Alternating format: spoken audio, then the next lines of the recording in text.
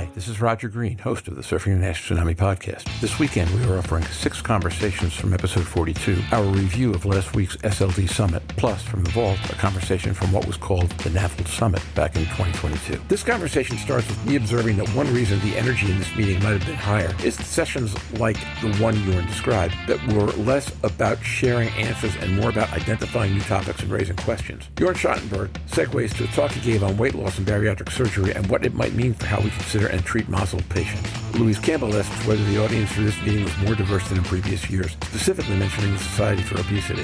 Jörn mentions that the impact of the video stream made the meeting far more accessible than in past years. Hagström notes that going forward, he would like to hear questions from different specialties and, in fact, more from general physicians and surgeons than in years past. I mentioned that I saw more cardiovascular discussion in this meeting than in prior years, and also perhaps speakers from more different geographic regions, a broader cross-section of the globe. I also mentioned a session on new techniques and their pitfalls and promises that, again, raised more questions than answers. Jörn notes that the outcome from this basic science is pivotal because it will define the targets for future drug research. The rest of our conversation revolves around the impact of making our focus less liver-specific and more metabolic or multi-organ. And in closing, Louise Campbell asks what came up in the meeting that we can be using now, and Hagström goes back to diagnostic pathways and pursuing broader use of FIB4 in screening. The SLD Summit 2023 revealed some of the new energy and areas for research brought about by the nomenclature change and presented existing new concepts for basic science and drug development, all of which promises a very exciting future for liver researchers. These interviews with Sven, Francque, and Hagström capture some of the exciting novel concepts, so just sit back, listen, learn,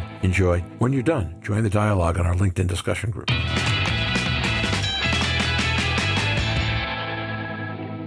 Jörn, when you talk about the energy in the meeting, one of the things that struck me as energizing was that session and several others that really didn't come with answers, but came with questions or progress reports that weren't quite ready. I mean, things that aren't quite ready for prime time yet, if you will. Jörn Schattenberg. And it was. And I missed Gertrude Mingrona, who has a huge bariatric surgery session, and she presents some data on the weight loss independent mechanisms of these bariatric surgeries. And again, that lines well with a session I did on bariatric therapy, still the concept that we can use weight loss and weight loss independent treatment effects from those bariatrics therapies, and we can learn something in the field. I thought that was interesting. Can you summarize what we can learn in 30 seconds or 2 minutes or some reasonably short period of time? We're heavily discussing weight loss these days, but clearly, in particular in the advanced disease stages, we'll need more than weight loss. So while very effective weight loss drugs might cure a lot of the F0, F1 MASLD treatments, we'll be looking at liver-targeted specific therapies that could come out of the realm that I discussed, that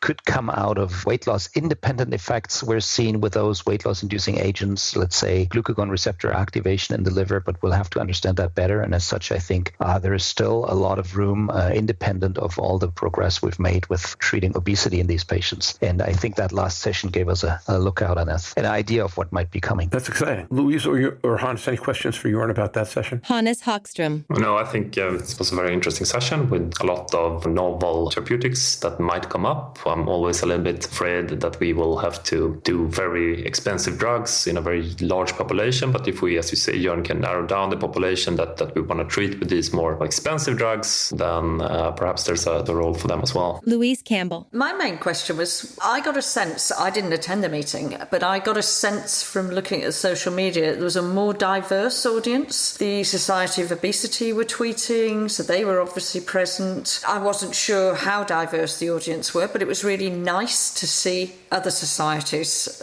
who are co-partners in these diseases weighing into steatotic liver disease on the positive and how it can help and change their community. Was there a feel that there was a different dynamic in the room? Louise, you're talking about the different dynamic among the different stakeholders. Yes, there seemed to be certainly more visible presence from those outside the meeting, like myself, who got it on Twitter and things like that. There was a bigger stakeholder presence there than maybe at Paris-NASH, for example, because that was only a couple of weeks before. Yeah, so I think you can't compare it with Paris-NASH because it's a specialty meeting. EASL SLD Summit clearly has a bigger footprint. I watched the first session given by Matthias Heichenwälder on the immunophenotype of HCC and MASH from the car driving from the airport to the meeting, and it felt like I was there. So the opportunity to follow through the web stream, I think, opens up this to a larger crowd, and you have a larger uptake. And I'm going to be excited to hear what Ian thinks because he wasn't physically attending, but I think he went back and maybe saw some of the sessions. So in general, I would say yes, it's still a heavy crowd. So we haven't had cardiologists attend, but the EASL Summit is clearly a highlight. And I think in its next version is going to happen in January 25. So we're going to have a year of pause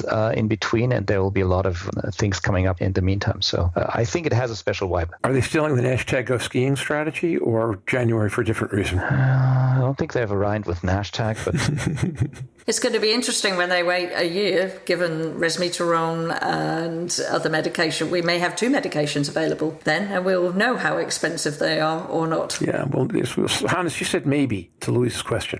So I feel like the cynical guy now. Sometimes I feel it's mostly the same people talking, coming up and putting questions out to the speakers and so on. So I'm actually looking forward to this field being wider. So we have a sort of a more nuanced debate and also taking in the opinion. I'm always sort of lacking a little bit, the perspective of primary care, endocrinologists and so on, the people that we will probably need to work much more with. What are their impressions? There were some comments at one of the sessions from a surgeon, so that was nice to see, but I would really like to see even more sort of non-specialty people coming to these meetings and being prepared to engage in the discussion. Hannes, it's an interesting point you make. One of the things that struck me from the program, and this was a session I'm planning to take a look at tonight or tomorrow, was a lot more emphasis on cardiovascular than we've seen in previous meetings. Now, I think that kind of goes along with Mosaic being a thing now in the States, and the shift to metabolic focus. I expect we will see more of that. I've teased Jörn that he's clearly become an endohepatologist at this point, maybe even an endogastrocardiohepatologist, depending on the day you talk to him. I thought this, by the way, I'm just testing this impression, I thought the speakers were a little more diverse geographically than what I remembered from last year. Australia, Eastern Europe, was there anywhere for South America? I don't remember. But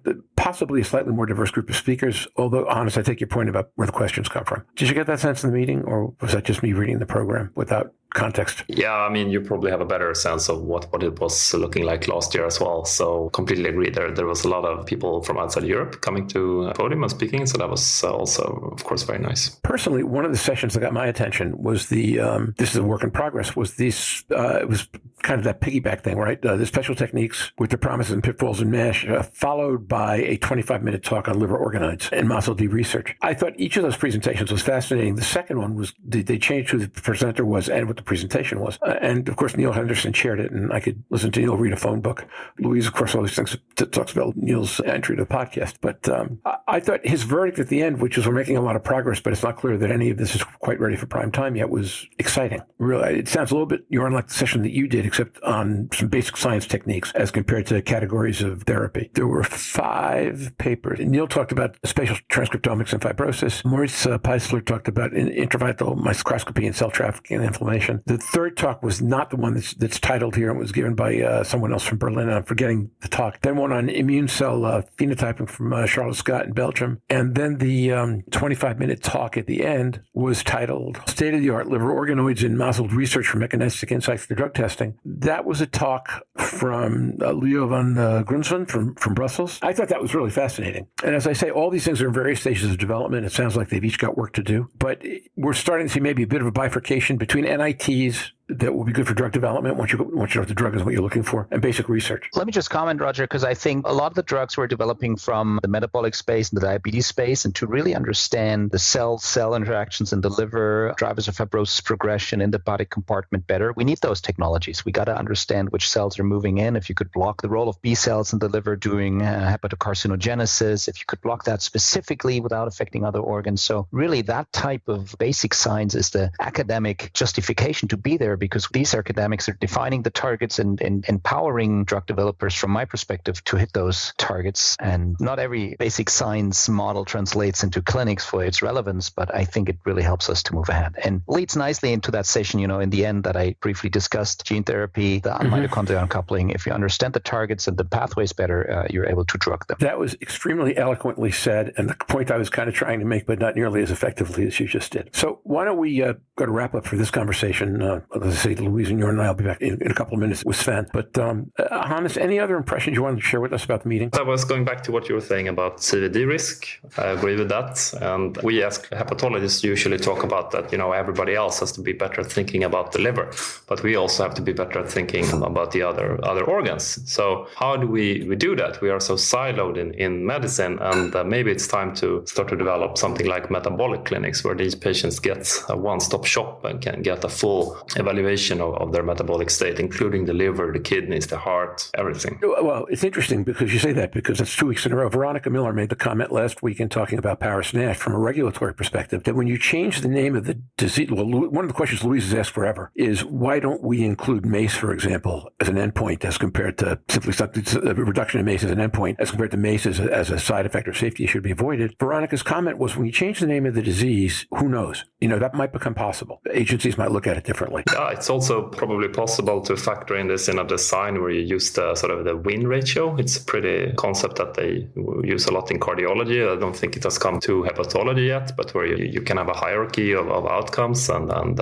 weigh those against each other to see if the patient is sort of a winner or a loser, depending on what treatment you get. So maybe that's something for future trials. I just want to ask, these are basic science conferences. They're about the future developments, the potential drug targets. What can we take practically away from this conference to start to help our patients now? We have a problem now. Science takes a long time to get anywhere. But where are we now as the end of the SLD Summit in Prague about being able to put this into pathways to try and help our populations in the next couple of years? Well, I agree, Louise. We might not have the perfect tools. We don't have the perfect diagnostic. We don't have the perfect prediction tools or any perfect treatment, but we have to do something today. So I think it's necessary that we, as a community, say that to our partners, like, okay, we don't have all the answers, but this is what we recommend you to do right now. And I think there was some tendency, there is some tendency in the field to do that we are no longer debating,